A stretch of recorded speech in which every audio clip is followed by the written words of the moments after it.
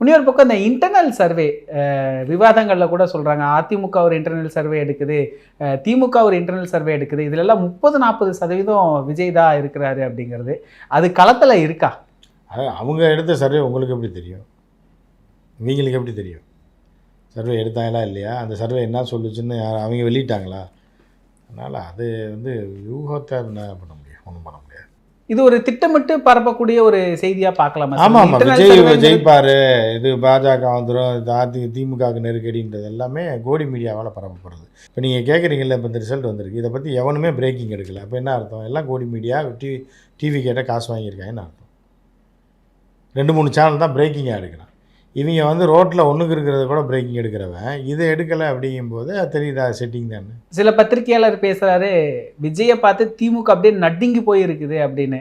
அது உண்மைதான். பேமெண்ட் வந்துடும்ல, அதுக்கு அவர் சொல்லி தானே நடுங்குது, பயப்படுது, அது எல்லாமே பேமெண்ட் தான்.